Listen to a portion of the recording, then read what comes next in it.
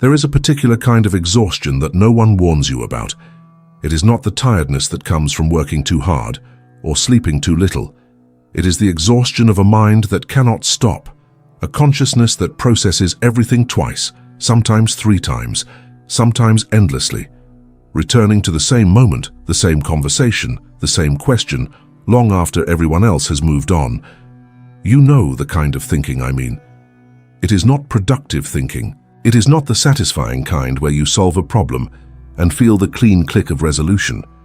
It is something else entirely, something that feels less like a tool you're using and more like weather you are living inside.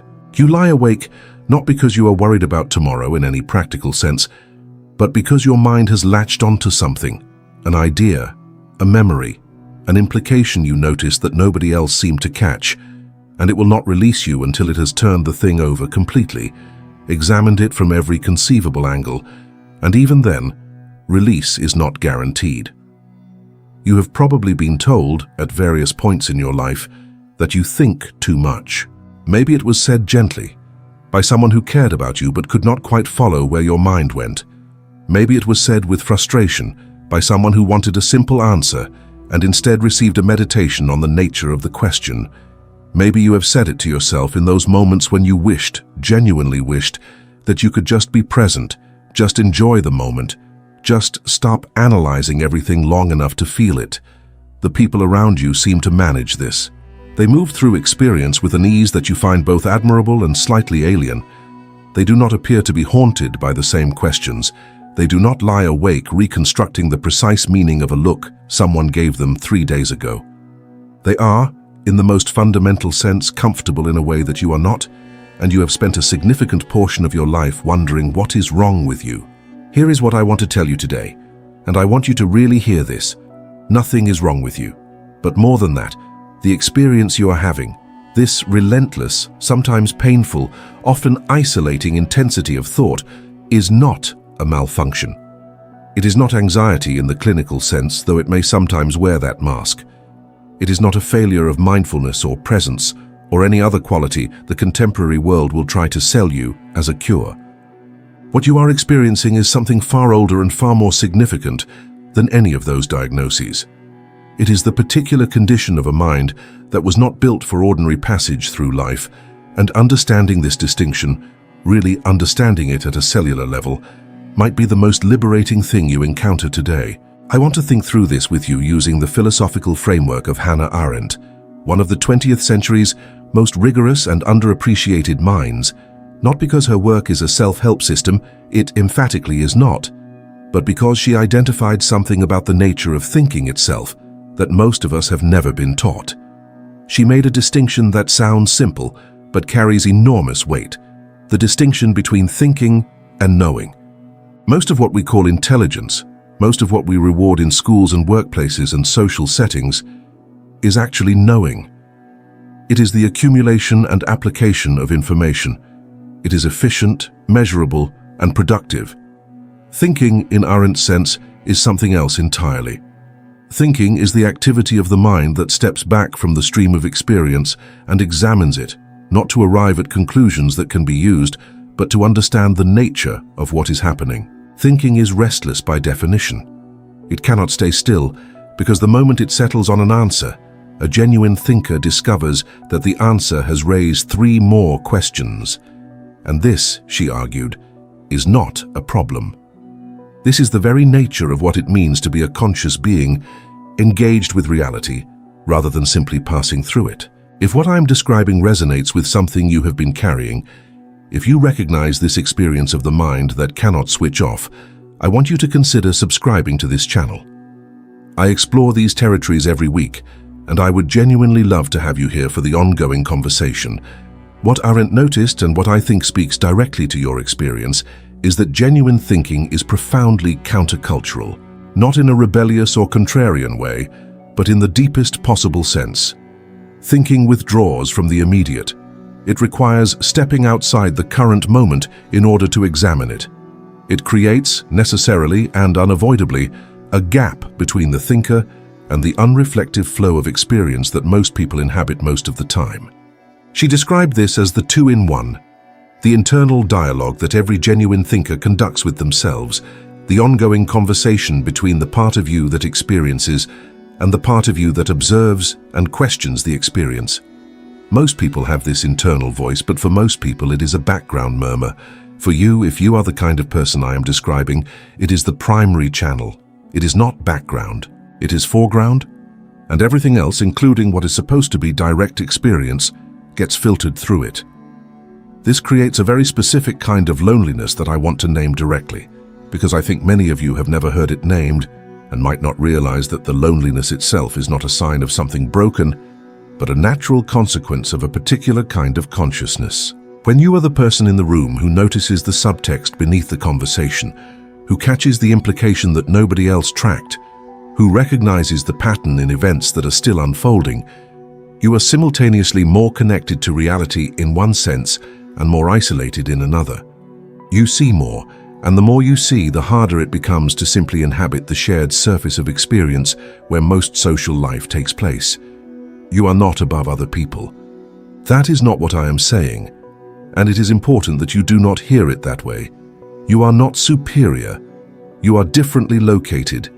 You are watching from a slightly different angle, and that angle gives you access to things that others miss, while simultaneously costing you the ease of unself-conscious participation. I know many of you watching this have been silent about this for a very long time. You have learned to perform normalcy, to compress your thinking into socially acceptable formats, to not say the thing you are actually thinking because experience has taught you that saying it creates more distance rather than less. You have become skilled translators, taking your genuine inner experience and converting it into something that fits the conversation. And the exhaustion of that translation, day after day, is real.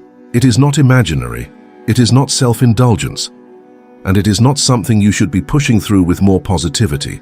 So let me ask you this directly. How long have you been doing this alone? How long have you been carrying the weight of a mind that does not rest while presenting a face to the world that suggests you are fine, that it is all manageable, that you are not fundamentally bewildered by how different your inner life seems to be from everyone else's? If you want to answer, comment below. Tell me how long. Tell me what it has cost you. And if words feel inadequate right now, just write, "I have been here too," that is enough.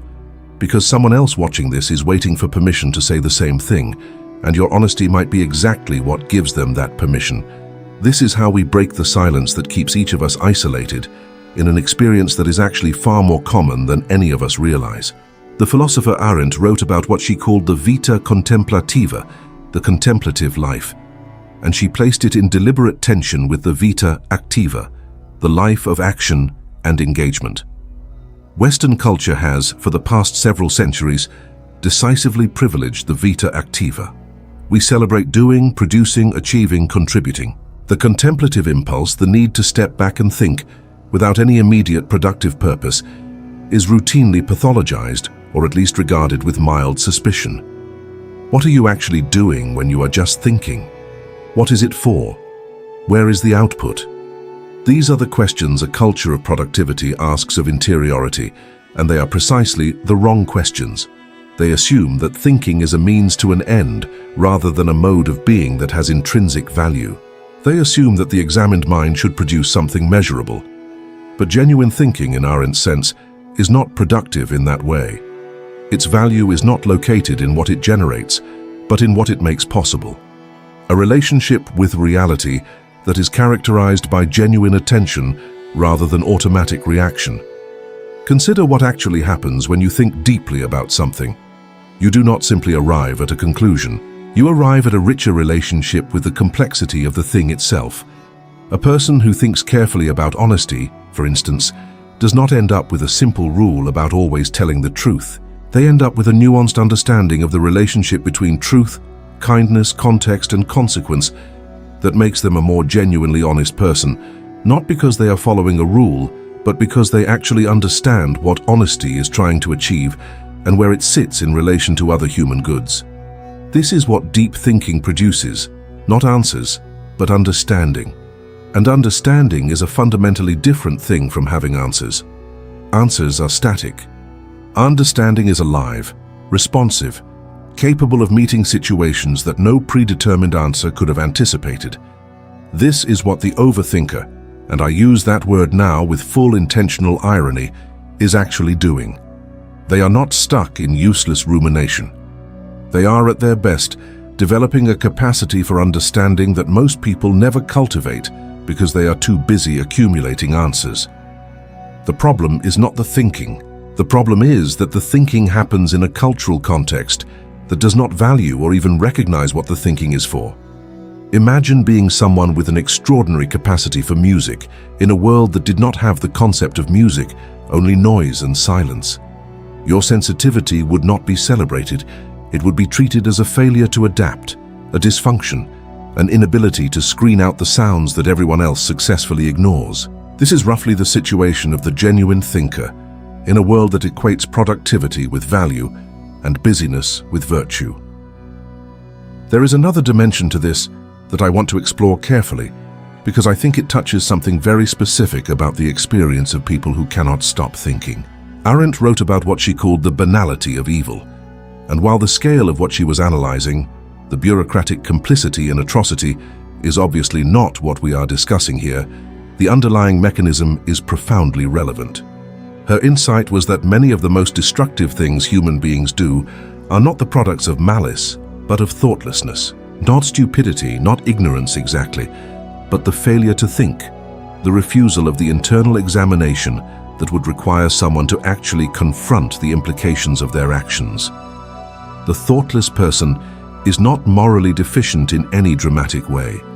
They are simply someone who has never developed the habit of internal dialogue, who moves through life reacting, conforming, and complying without ever stepping back to ask what it all means. And the chilling thing about Arendt's observation is that thoughtlessness, the absence of genuine thinking, is not exceptional. It is ordinary.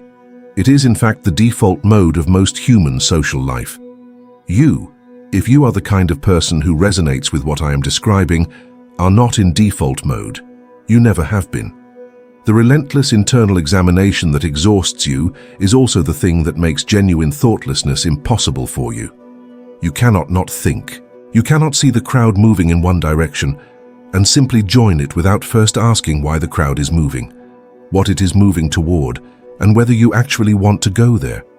This is not comfortable. It is not designed for comfort, but it is the opposite of the thoughtlessness that Arendt identified as one of the most dangerous human tendencies. Your restless mind is, in a very real sense, a moral capacity as much as an intellectual one. But I want to be careful here because I am not trying to give you a flattering story to replace an unflattering one. Replacing one narrative with another is not the same as understanding, so let us be honest about what excessive, unexamined thinking can also produce. Rumination without direction, analysis that circles without arriving, the paralysis of someone who sees every angle so clearly that action becomes impossible. These are real patterns, and they are real costs. The capacity for deep thinking is not automatically a gift. Like every human capacity, it requires cultivation, direction, and some kind of relationship with the question of what it is for. A mind that is merely busy is not the same as a mind that is genuinely thinking. The difference lies in whether the thinking is moving toward understanding or simply spinning in place out of habit or anxiety. This distinction matters enormously, and I want to spend some time with it. Arendt was clear that genuine thinking has a quality of risk to it. It is not safe. It does not protect you from uncomfortable conclusions. In fact, the whole point of thinking, in her sense, is that it follows the question wherever it leads, even when the destination is unsettling, even when the conclusion requires you to revise something you believed firmly, even when understanding something clearly makes your life more rather than less complicated. The person who thinks genuinely is not someone who has found peace through understanding. They are someone who has made peace with the fact that understanding brings its own complications, and that this is the price of engagement with reality. The person who thinks to escape discomfort is not really thinking in Arendt's sense. They are using the machinery of thought for a purpose that is fundamentally about self-soothing, and while that is understandable and human, it is worth recognizing for what it is. So the question worth sitting with, not answering definitively but genuinely sitting with, is what your thinking is actually oriented toward. Is it oriented toward understanding, toward genuine engagement with reality as it is, including the parts that do not resolve neatly? Or is it oriented toward relief, toward finding the interpretation that makes the discomfort manageable? Both happen. Often they happen in the same person, in the same thinking session, shifting back and forth. But the awareness of the difference is itself a product of the very thinking we are discussing, and that awareness is where the real work begins. Let me offer you a metaphor that I think illuminates something important about this experience. Imagine a person who can hear frequencies that most people cannot detect. Not dramatically, not in a supernatural way, just at the edges of the normal range. They pick up sounds that others miss. In a quiet room, this sensitivity is interesting, even beautiful. They hear things of genuine importance that would otherwise go unnoticed. But in a loud, busy environment, the same sensitivity becomes overwhelming. Every additional source of noise compounds into something genuinely painful. They are not more defective in the loud room than in the quiet one. The capacity is identical. What has changed is the environment, and whether the environment is calibrated for the kind of perception they carry. Most social environments are loud. Most of contemporary life is loud. The person with expanded hearing is not broken. They are simply in a context that was not designed with their particular perceptual range in mind. And recognizing this distinction between a genuine capacity and a mismatched context changes everything about how you relate to your own experience. Your mind works this way. It picks up frequencies that most people do not register. The subtext of conversations, the implications of choices that are presented as obvious, the contradictions within ideas that are treated as settled, the emotional undercurrents that everyone feels but nobody names, the long-range consequences of decisions that everyone is making in the short term. This is not abstraction for its own sake. This is genuine perception, directed at the actual complexity of human situations. And just like the person with extended hearing, you are not in an environment that was designed to accommodate or celebrate this kind of perception. You are in an environment that moves fast, rewards certainty, and treats complexity as an obstacle rather than a truth about reality. If this conversation is opening something up for you, if it is giving language to an experience you have been living without adequate description, I want to invite you to stay here.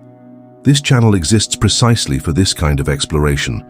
I am here every week, working through these questions with the rigor they deserve. There are many others here walking similar territory, and there is genuine value in that. Consider subscribing not because you need more content, but because sustained engagement with these questions, with people who take them seriously, matters for the particular kind of mind you carry. I would be honored to have you as part of this community, and I read every comment you leave. The conversation here is real. Now I want to turn to something Arendt called natality, because I think it is directly relevant to where this conversation is heading. Natality is her term for the human capacity for new beginnings, the fact that every person born into the world represents the possibility of something genuinely unprecedented entering history. She held this as one of the most important truths about the human condition, that the world is always, in every generation, renewed by people who did not exist before, and who therefore carry within them the possibility of action that no one could have predicted or determined in advance. This is not mystical. It is a sober philosophical observation about the structure of human freedom. The person you are has never existed before. The particular combination of perception, history, sensitivity, and understanding that constitutes your inner life is genuinely singular.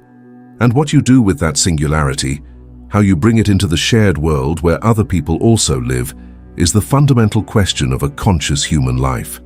This is where I want to push back gently against a certain kind of interpretation that might arise from everything I have been saying. The recognition that you think deeply, that you perceive more complexity than average, that the conventional path was never going to fit your particular shape. None of this translates automatically into a life of withdrawal and solitude. Arendt was, after all, a profoundly public philosopher. She was engaged with the world, with politics, with the specific texture of contemporary events. Her capacity for deep thinking did not isolate her from the shared world. it informed her engagement with it. And this is the more difficult challenge for people like you, not just learning to honor your inner life, but finding ways to bring what you genuinely perceive into contact with the shared world, in forms that other people can actually encounter and be affected by. The loneliness of the deep thinker is real, but it is not necessarily permanent, and it is not the only possible relationship between genuine thinking and other people. What isolation actually reflects, much of the time, is not that connection is impossible, but that the available forms of connection are too shallow to carry what you actually need to communicate.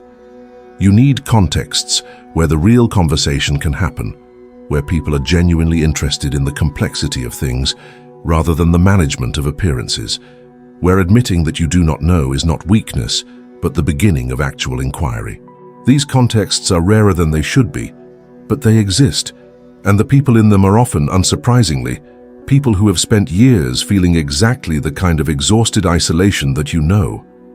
There is also something worth examining in the tendency, common among deep thinkers, to experience a particular kind of ambivalence about their own perception. On one hand, you trust it. You have seen it be accurate enough times that you cannot simply dismiss it. On the other hand, the awareness that your perception isolates you creates a temptation to wonder whether the perception itself is the problem. If you just saw things more simply, more the way other people seem to, would life be easier? Almost certainly yes. But would it be the same life? And more importantly, would the simplified perception actually be more accurate or just more comfortable? Easier is not the same as truer. The part of you that wishes you could think less is not wrong to wish it exactly. The wish makes complete sense, given what the thinking costs.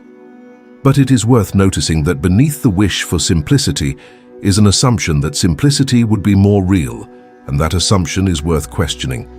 The world you actually live in is not simple. The people around you are not simple. The social structures you navigate are not simple. The easy, frictionless passage through life that you sometimes observe in others is not the product of a more accurate perception of reality. It is, quite often, the product of not looking too closely, of maintaining certain comfortable fictions, of accepting the shared surface without pressing on it to see what is underneath.